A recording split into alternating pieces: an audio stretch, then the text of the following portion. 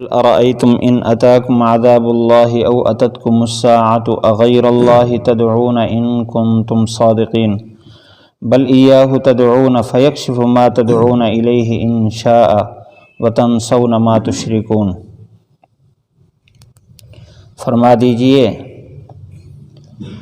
تمہارا کیا خیال ہے اگر تمہارے پاس اللہ تعالیٰ کا عذاب آ جائے یا تمہارے پاس قیامت آ جائے، کیا تم اللہ کے غیر کو پکارو گے اگر تم سچے ہو؟ بلکہ تم اسی اللہ کو پکارو گے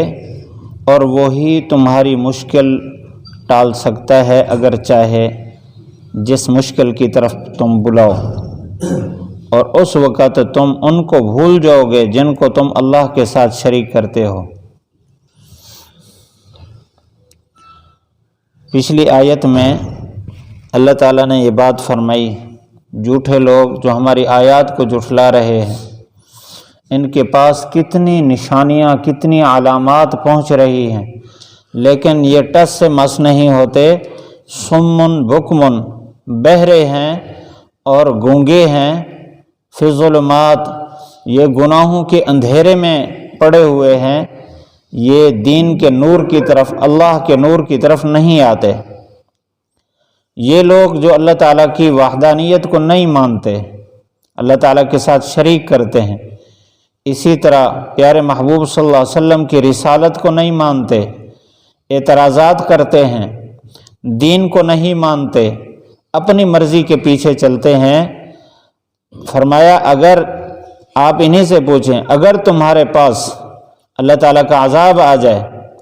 یا قیامت کا وقت آ جائے، قیامت آ جائے، تو اس وقت کس کو بلائیں گے؟ اس وقت ان کو بھی اس بات کا یقین ہو جائے گا صرف اللہ ہی ہمیں اس مشکل سے بچا سکتا ہے۔ اللہ تعالیٰ نے قرآن مجید میں کئی جگہ یہ بات فرمائی کہ آپ ذرا ان کو دیکھیں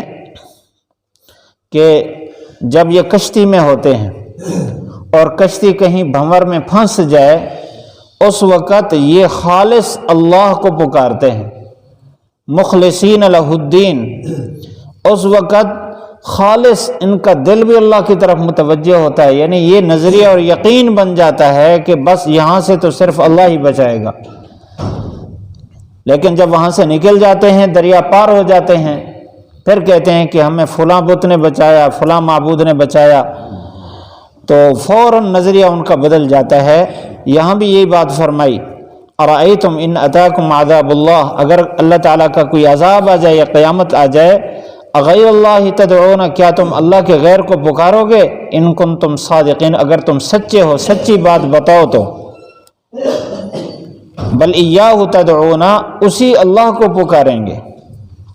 اور ہم جو توحید کے دعوے دار ہیں، ہم جو اللہ کے پیارے محبوب صلی اللہ علیہ وسلم کے عشق اور آپ کے دین کی تابعداری کے دعوے دار ہیں، ہمارا ایمان بھی جب کمزور ہوتا ہے تو ہم اپنا رازق کبھی دکان کو، کبھی کاشتکاری کو، کبھی ملازمت کو، یعنی ان اسباب کی طرف ہماری نظر ہوتی ہے کہ یہ ہوگا تو ہمیں رزق ملے گا، یہ نہیں ہوگا تو ہم کہاں سے کھائیں گے۔ اللہ کی ذات کی طرف نظر نہیں ہوتی، اٹھ جاتی۔ اور جب کوئی مصیبت آ جائے، کوئی بیماری آ جائے، پھر ہمیں دکان نظر نہیں آتی، پھر وہ کاشتکاری ملازمت نظر نہیں آتی، پھر ہمیں اللہ نظر آتا ہے۔ اس وقت ہم اللہ کی طرف بھاگتے ہیں۔ جب اللہ تعالیٰ پھر صحت عطا کر دیتا ہے، پھر ہمارے دل و دماغ میں شیطان یہی ڈالتا ہے کہ یہ تو شکر ہے کہ بینک میں 1,00,000 روپیہ پڑا تھا، اگر یہ نہ ہوتا تو پھر ہم تو مصیبت میں پڑ جاتے، ہم پھر کہاں سے لیتے، یہ تو فوری علاج ہو گیا کہ کوئی سبب بن گیا، اگر فلاں آدمی نے میرے پیسے نہ دینے ہوتے تو پھر میں کہاں جاتا، اچانک میرے اوپر یہ حملہ ہو گیا بیماری کا۔ پھر ہم بھی اس دنیا کے اسباب کو اپنا خدا تسلیم کرنے لگ جاتے ہیں۔ اللہ تعالیٰ کا ہمارے سے مطالبہ یہ ہے کہ دل کی نظر صرف اللہ کی ذات پر ہو، باقی اسباب اختیار کرنا یہ ہماری ذمہ داری ہے۔ اللہ تعالیٰ نے دنیا کو تحت الاسباب بنایا ہے، رزق اللہ دے گا، دکان کے راستے سے، ملازمت کے راستے سے، کاشتکاری کے راستے سے، عہدے کے راستے سے، کسی راستے سے دے گا اللہ۔ جب بیماری آتی ہے جس طرح ہمارا دھیان اللہ کی طرف جاتا ہے، اسی طرح جب خوشی آتی ہے اس وقت بھی ہمارا دھیان اللہ کی طرف جانا چاہیے۔ جب ہمیں نفع ملے تو تب بھی اللہ کی طرف ہمارا دھیان جانا چاہیے۔ اللہ تعالیٰ نے یہ بات فرمائی فَيَكْشِفُ مَا تَدْعُونَ إِلَيْهِ إِن شَاءَ، فرمایا جس وقت تم اللہ کو بلاتے ہو، کتنا کریم ذات ہے، باوجود اس کے کہ ساری زندگی غیر کو پکارا، لیکن جب کسی مصیبت میں کسی عذاب میں مبتلا ہوئے اور اللہ تعالیٰ کو اس وقت پکارا، اللہ پھر بھی اس کا جواب دیتا ہے۔ فَيَكْشِفُ مَا تَدْعُونَ إِلَيْهِ إِن شَاءَ، اگر چاہتا ہے تو پھر جب تم اللہ کو بلاتے ہو اللہ ہی تمہاری بیماری ٹالتا ہے۔ اللہ تعالیٰ کے علم میں ہے کہ بعد میں پھر یہ مجھے بھول جائیں گے، اس لیے فرمایا وَتَنْسَوْنَ مَا تُشْرِكُونَ، جب بیماری آتی ہے اس وقت تو ان کو بھول جاتے ہیں جن کو شریک ٹھہرا رہے ہوتے ہیں، اس وقت صرف یہی یقین ہوتا ہے کہ اللہ ہی دور کرے گا، لیکن بعد میں پھر بھول جاتے ہیں۔ کتنا کریم ذات ہے وہ۔ ایک کتاب میں یہ واقعہ لکھا ہے، بڑا مشہور واقعہ ہے، امام غزالی رحمۃ اللہ علیہ نے غالباً لکھا ہے۔ فرمایا ایک آدمی یا صنم پکار رہا تھا، 70 سال اس کی عمر تھی، اور اتنا عرصے سے اسی بت کے سامنے پکار رہا تھا۔ اس کو اونگ جو آئی، اونگ میں اس نے یا صنم کے بجائے یا صمد کہہ دیا۔ فوراً اللہ تعالیٰ نے جواب دیا، جی میرے بندے کیا چاہیے تجھے؟ فرشتے سن رہے تھے، انہوں نے کہا یا اللہ 70 سال سے تو یہ بت کو پکار رہا ہے، ایک دفعہ پکارا وہ بھی بھول کر اس کی زبان سے ایسے نکل گیا، نیند کی حالت میں، اونگ کی حالت میں پکارا۔ فرمایا کہ یہ تو 70 سال سے جس کو پکار رہے ہیں وہ تو نہ کچھ کر سکتا ہے نہ جواب دے سکتا ہے، وہ معبود ہی نہیں ہے،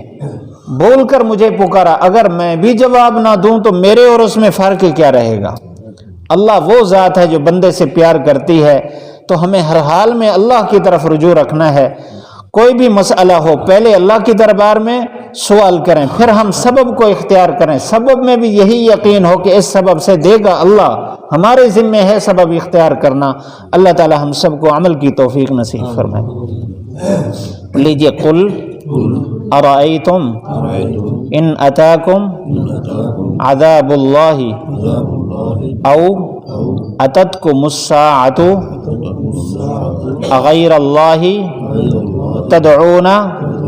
ان کنتم صادقین بل ایاہ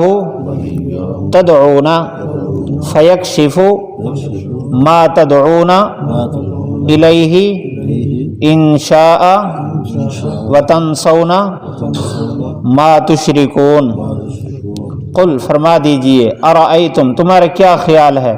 ان اتاکم اگر تمہارے پاس آ جائے عذاب اللہ اللہ کا عذاب، او اتتکم یا آ جائے تمہارے پاس الساعہ قیامت،